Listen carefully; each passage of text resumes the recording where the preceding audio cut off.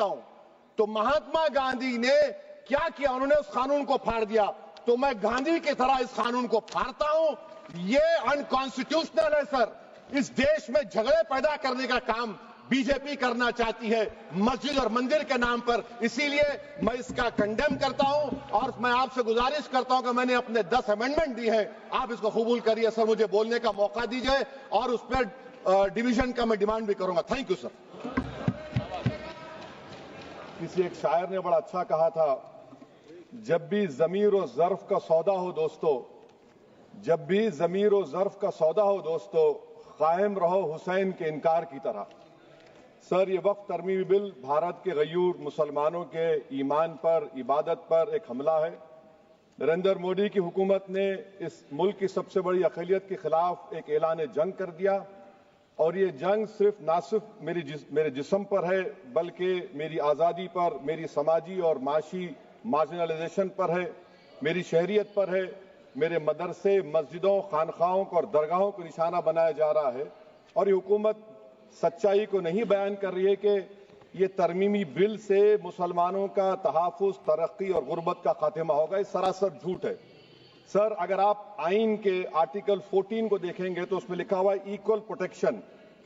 अब आप देख लीजिए सर कि हिंदू, सिख और जैन को और बौद्ध को उनके एंडोमेंट में तहफ़्फ़ुज़ मिलेगा क्योंकि उनका एंडोमेंट बाय यूजर बरकरार है और उनका एडमिनिस्ट्रेशन उनके हाथ में होगा कि गैर हिंदू या गैर उनके मजहब का आदमी दान भी दे सकता है उनके लिए, और एंडोमेंट बोर्ड का तहफ़्फ़ुज़ भी मिलेगा क्योंकि उसके ऊपर ओवरराइडिंग क्लॉज अप्लाई नहीं होगा, लिमिटेशन का कानून उस पर अप्लाई नहीं होगा। उसके बरक्स ऑपोजिट आप देख लीजिए, मुस्लिम वक्फ को वक्फ बाय यूजर निकाल दिया गया। एक मुस्लिम वक्फ की जायदाद पर कब्जा होगा, लिमिटेशन लगेगा तो जो एनक्रोचर है, जो खाबिज है, वो रातों रात मालिक बन जाएगा और एक गैर मुस्लिम वक्फ बोर्ड को एडमिनिस्टर करेगा। ये आर्टिकल 14 के इक्वल प्रोटेक्शन का वायलेशन। अब आर्टिकल 14 में सर इक्वालिटी बिफोर लॉ भी है और उसका कैसा वायलेशन हो रहा है कि कोई आर्बिट्ररी स्टेप नहीं ले सकता और कोई भी ऑफिशियल किसी भी तरीके से गलत आर्बिट्ररी फैसला नहीं लगा। यहां पर आप एक डेजिग्नेटेड ऑफिसर को रखकर वो फैसला लेगा कि ये जायदाद वक्फ की है, गवर्नमेंट की है। क्या ये प्रिंसिपल्स ऑफ नेचुरलिटी के खिलाफ नहीं है जिसका तकर्रुर एग्जीक्यूटिव करती है? ये हमारे theory of separation of powers Bharat के आइन का बेसिक स्ट्रक्चर का हिस्सा है। क्या इसका वायलेशन नहीं है? सर, आर्टिकल 25 का वायलेशन कैसे है कि आप मुसलमानों से वक्फ बाय यूजर छीन रहे हैं और फिर आप कर्ब कर रहे हैं वक्फ वाल औलाद को, मगर वहीं पर दूसरे धर्म के मानने वालों को उनके मजहब पर चलने की पूरी इजाजत है। लफ्ज जो आर्टिकल 25 में इस्तेमाल हुआ सर, वो इक्वली एंटाइटल्ड, यहां पर मुसलमानों के इक्वल एंटाइटल्ड नहीं हो रहा।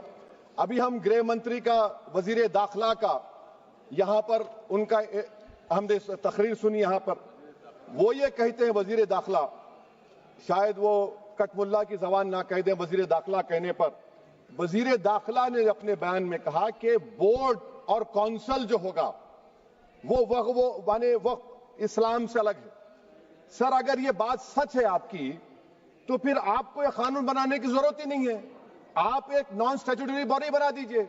ये जो कानून बन रहा है ना सर, ये आर्टिकल 26 इसका सोर्स है और आर्टिकल 26 जब इसका सोर्स है तो आर्टिकल 26 का ABCD क्या कहता है कि रिलीजियस डिनोमिनेशन को अपने मजहब के अफेयर्स खुद चलाना, मूवेबल इमूवेबल प्रॉपर्टी को लेना और एडमिनिस्टर करना।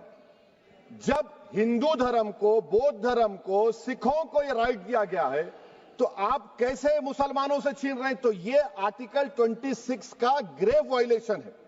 तो सर, अब वक्फ बाय यूजर का मामला देखिए, मिनिस्टर साहब ने कहा कि एंक्रोचमेंट हो रहा है, 17,000 एंक्रोचमेंट हुए हैं। तो यही नरेंद्र मोदी की हुकूमत ने 2014 में उस वक्त के मंत्री ने एक Waqf properties eviction of unauthorised occupants bill को इंट्रोड्यूस किया। आपने विड्रॉ कर लिया 2024 में उसको। क्यों विड्रॉ किया सर आपने? जब आप मान रहे थे कि एंक्रोचमेंट हो रहा है तो आपने बिल को विड्रॉ कर लिया। अच्छा सर, अब वक्फ बाय यूजर को आपने निकाल दिया, माने कंडीशन क्या लगाए कि अगर उसमें डिस्प्यूट होगा और गवर्नमेंट प्रॉपर्टी होगी। सर, डिस्प्यूट तो है। मिसाल के तौर पर मोहिबुल्लाह साहब जिस मस्जिद के इमाम है, पार्लियामेंट के सामने मस्जिद है सर, 123 प्रॉपर्टीज में मस्जिद है, डिस्प्यूट चल रहा है। कल कलेक्टर या डिस्ट्रिक्ट ऑफिसर बोलेगा कि भाई साहब ये गवर्नमेंट प्रॉपर्टी है, स्टिकर लगा दिया जाएगा, मस्जिद बंद, गवर्नमेंट प्रॉपर्टी हो गई, होगी ना सर। अब ये बताइए, आप जब से यहां पर पूरे बीजेपी रूलिंग पार्टी हमको ज्ञान दे रहे हैं कुछ नहीं होगा, कुछ नहीं होगा, मैं दलील के साथ बता रहा हूं आपको। ये मस्जिद दिल्ली गवर्नमेंट बोलती हमारी है, वक्फ दिल्ली वक्फ बोलता हमारी है, तो सर वक्फ बाय यूजर, अगर मैं अपनी गवर्नमेंट के खिलाफ वक्फ बोर्ड वक्फ बाय यूजर इस्तेमाल नहीं करेगा तो क्या है सर। अच्छा, ये अमेंडमेंट जब हो जाएगा तो मुझे कहने दीजिए सर, सिर्फ प्राचीन मंदिरों की इबादत होगी, मस्जिदों की नहीं होगी। अब सर आप आ जाइए, अगर डिस्प्यूट मेरा एंशिएंट मॉन्यूमेंट से वक्फ का, एक मिसाल दे रहा हूं, दिल्ली में 172 वक्फ प्रॉपर्टीज एएसआई कंट्रोल में है, मैं तो हार ही गया वो, क्योंकि मेरे पास डॉक्यूमेंट नहीं है। आप कह रहे हैं कि डॉक्यूमेंट चढ़ाओ, अगर मेरा गवर्नमेंट से डिस्प्यूट चल रहा है मैं तो क्लेम ही नहीं कर सकता, क्योंकि आप जज बनेंगे, आप ही फैसला करेंगे, और जब तक आप फैसला नहीं करते वो वक्फ की प्रॉपर्टी नहीं होगी, वो प्रोविजन डाल दिया आपने। अच्छा, अगर मेरा डिस्प्यूट एनक्रोचर से होगा सर, तो एनक्रोचर में तो आपने तो 107 को डिलीट कर दिया, आप रातों रात खाबिज को, एनक्रोचर को मालिक बना रहे हैं। सर मैं ये पूछना चाहता हूं आपके जरिए हुकूमत से, एक मुंबई में एक बहुत बड़े दौलतमंद है, खोजा बरादरी का यतीम खाना था, उन्होंने 2004 या 5 में 22 करोड़ में खरीद लिया। वो केस सुप्रीम कोर्ट में कि आप उनको मालिक बनाना चाहती है लिमिटेशन एक्ट अप्लाई करके, हमको बताइए, हम जानना चाह रहे हैं। और सच्चर कमेटी ने सर 2007 में कहा कि दिल्ली के 123 प्रॉपर्टीज की मार्केट वैल्यू 6000 करोड़ की। आज हम 2025 में आ गए, क्यों आप उन प्रॉपर्टीज के खिलाफ पड़े हुए? 1976 में उस वक्त के वजीर आजम इंदिरा गांधी लेटर दिखा, इसको आप दे दीजिए, मगर आप उसको मानने को तैयार नहीं है।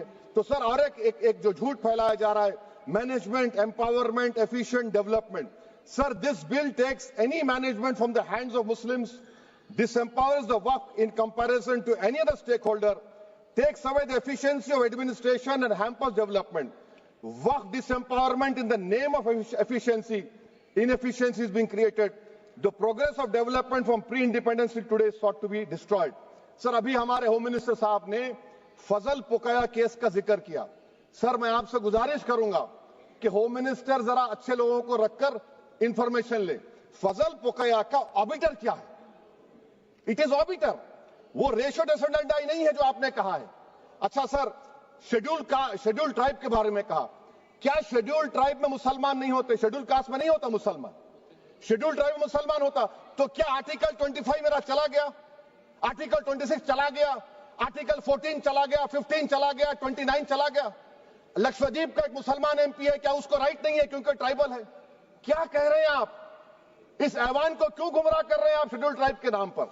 सर और एक चीज जो आपको बता रहा हूं सर, अब आप जब आर्टिकल 26 से मेरा सोर्स है, तो आप सेंट्रल वक्फ काउंसिल में 22 में से 10-11 आप नॉन मुस्लिम को बना सकते हैं, रिलीजन न्यूट्रल आपने कह दिया, और आप बनाएंगे, क्यों बनाएंगे आप? स्टेट वक्फ बोर्ड में 7 नॉन मुस्लिम होंगे और 4 मुसलमान, क्यों होंगे? क्योंकि आप लॉ में 95 में डायरेक्ट मैनेजमेंट में ले सकते हैं 5 साल के लिए। आप वक्फ बाय यूजर को आप कलेक्टर डिस्ट्रिक्ट ऑफिसर बोलेगा ये वक्फ की प्रॉपर्टी नहीं है, तो वो वक्फ बोर्ड खामोश बैठ जाएगा, कुछ एक्शन ही नहीं लेगा, क्योंकि वो आपके प्यादे हैं। अच्छा, जब आप नॉमिनेट करेंगे सर मैं मोदी गवर्नमेंट के खिलाफ नो कॉन्फिडेंस ला सकता हूं, मगर वक्फ बोर्ड का चेयरमैन जो नॉमिनेट होगा उसके खिलाफ नो कॉन्फिडेंस नहीं ला सकते, हम बिल्कुल नहीं ला सकते। क्या मजाक है बताइए आप? ये डेमोक्रेसी है? नॉमिनेट भी स्टेट गवर्नमेंट करेगी, वो अगर डिक्टेटर बन जाएगा जैसा आज भारत में हो रहा है तो वो भी नहीं हटेगा। कम से कम यहां पर तो इलेक्शन है, वहां पर तो आप 5 साल झेलते रहो उसको। अच्छा सर, अब ये जो क्लॉज 11 और क्लॉज 9 आप 16AA से देखिए, where the qualification of the members of the board has been limited only to 3 categories contained in 14(1)(c). Intention is very clear that the majority is to be packed with non-Muslims. So who will defend my interests, sir? If I cannot depend on the state waqf board, central waqf council, which are going to comprise non-Muslims, This in itself is a clear violation of Article 26, 14 and 15, sir. अच्छा sir, CO पहले 95 act में था कि word मुस्लिम, आपने गायब कर दिया उसको। अरे आखिर क्यों इतनी नफरत है आपके लफ्ज मुसलमान से? अच्छा फिर क्या कह रहे हैं आप कि ये भी आर्टिकल 26 का वायलेशन है। सब जितने हिंदू धर्म के प्रॉपर्टीज है, सिख धर्म के हैं, बौद्ध के हैं और आपके जैन के, वहां पर उन्हीं के मजहब का ऑफिसर होगा। और कहां पर नहीं होगा? वक्फ बोर्ड में। Waqf board is a pure religious institution, इसको समझने की जरूरत है। तो आप ये कर दे रहे हैं सर। अच्छा सर, आप देखिए, अब आप आ जाइए ये ट्राइब्यूनल पर। मुझे समझ में नहीं आया सर कि हमारे होम मिनिस्टर वजीर दाखिला ने क्या कह दिया कि 2013 में 2013 का जो कानून है वो नहीं बनता तो हम नहीं लेके आते। मैं बड़े अदब के साथ उनसे पूछना चाह रहा हूं कि क्या उस वक्त राजनाथ सिंह साहब, आडवाणी साहब, हमारी लेट सुषमा स्वराज, ये बड़े बड़े नेता यहां बैठे थे? आपने यूनानिमस उस कानून को पास करवा दिया। कीर्ति आजाद थे उस वक्त, अब यहां बैठे हैं वो टीएमसी में। तो क्या आप गलत थे या वो गलत थे? हमको बता दीजिए, आप बता दीजिए। क्योंकि अगर आडवाणी आपके लिए बहुत बड़ा नेता है, मेरे लिए नहीं हो सकते, आपके लिए आपने पद्मश्री दिया उनको।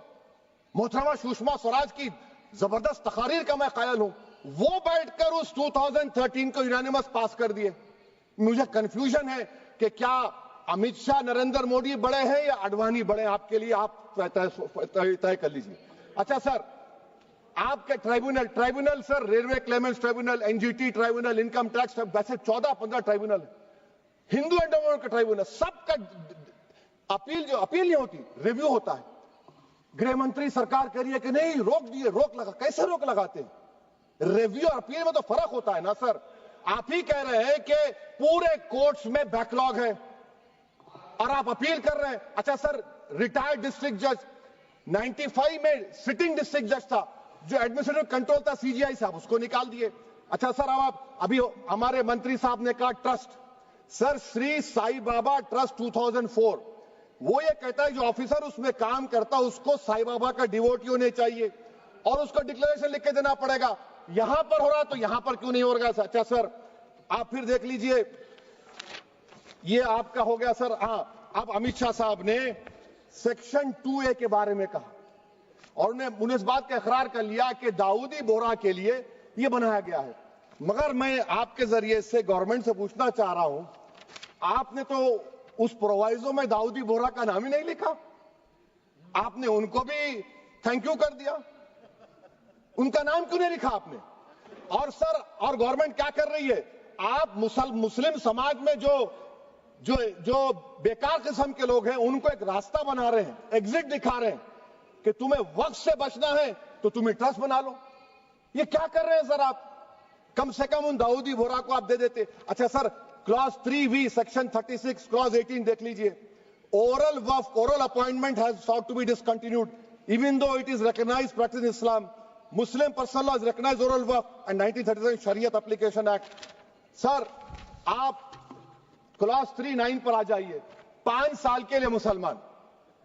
मैं किरण रिजिजू से पूछना चाहता हूं, सर दाढ़ी रखे तो मुसलमान प्रैक्टिसिंग है या क्लीन शेव आपकी तरह है? तो बताइए हमको, प्रैक्टिसिंग क्या होगा? अच्छा, किसी को पकड़ के मॉब लिंच कर दिया और बोले कि JSR का नारा लगाया, और वो JSR का नारा लगाया तो क्या मुसलमान रहेगा? नहीं रहेगा। या फिर देश के प्रधानमंत्री ने कहा था कपड़े देखकर पहचानो, तो क्या कपड़े देखकर आप कह देंगे? अच्छा, अगर कोई क्रिश्चियन हिंदू धर्म कबूल करता है तो क्या वो मंदिर को दे सकता प्रॉपर्टी? फिर भारत के संविधान में आर्टिकल 300 क्यों है सर? राइट टू इक्वालिटी क्यों है? फ्रीडम ऑफ रिलीजन क्यों है? 5 साल कहां से लाएंगे? अच्छा सर, और एक चीज सर, और एक चीज मैं आपको बोल के खत्म कर दूंगा सर।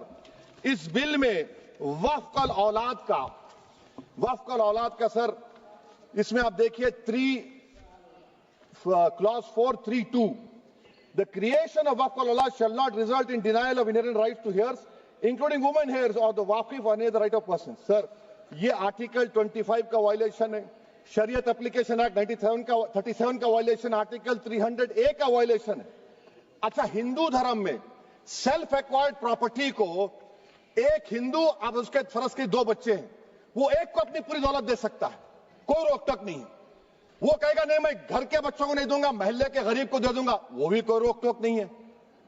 वहां पर आपको बच्चों की फिक्र नहीं है। जब मैं अपनी प्रॉपर्टी को अल्लाह को मालिक बनाकर दे रहा हूं, आप कह रहे बच्चों की फिक्र नहीं है। इतनी मोहब्बत आप बिल्किस बानो से दिखा देते तो आपके लिए दुआएं देती आपके लिए। तो सर आप दूसरी बात आप देख लीजिए सर, आखिरी बात कहकर मैं अपनी बात को मुकम्मल कर रहा हूं सर। नहीं खैर मैं मुकम्मल कर रहा हूं। स्पीकर साहब बहुत टाइम दे दिए। सर आप देखिए, इसमें अमित शाह साहब बोले कि इतनी प्रॉपर्टीज का कब्जा हुआ, चोरी हुई, ये हुआ। सर क्लॉज 2652A सेक्शन, अगर कोई प्रॉपर्टी बेचता है 2 साल की सजा थी, आपने क्या कर दिया, उसको 6 महीने कर दिया। नॉन अवेलेबल था, आपने अवेलेबल कर दिया। सेक्शन 40 की बात करते हैं। सेक्शन 40 में सर हमको जो ज्वाइंट वर्किंग कमेटी का जो नोट्स दिए, उसमें मिनिस्ट्री ऑफ माइनॉरिटी अफेयर्स ने कहा कि 30 साल में 515 केसेस सेक्शन 40 के, और सिर्फ 8 लोग कोर्ट को गए। वक्फ यूजर का कानून तेलंगाना आंध्रा में है, सेक्शन 40 का कानून तमिलनाडु 63 है, आंध्र प्रदेश में 43 है। और सर आप डायरेक्शन दे रहे हैं। अच्छा क्लॉज 4218B देखिए सर, आप रूल बना रहे हैं, कोऑपरेटिव फेडरलिज्म के खिलाफ है, इतना रूल बना रहे हैं। और आखिर में सर मैं आपको बताना चाह रहा हूं स्पीकर साहब, ये बिल का मकसद सिर्फ मुसलमानों को जलील और रुस्वा करना है, मुसलमानों को दूसरे दर्जे का शहरी बनाने का इनका मकसद है।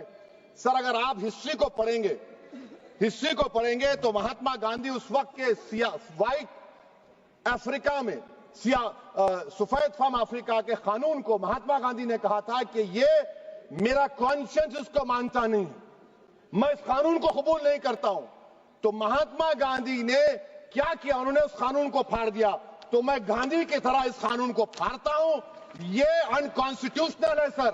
इस देश में झगड़े पैदा करने का काम बीजेपी करना चाहती है मस्जिद और मंदिर के नाम पर, इसीलिए मैं इसका कंडेम करता हूं। और मैं आपसे गुजारिश करता हूं कि मैंने अपने 10 अमेंडमेंट दी है, आप इसको कबूल करिए सर, मुझे बोलने का मौका दीजिए और उस पर डिवीजन का मैं डिमांड भी करूंगा। Thank you sir.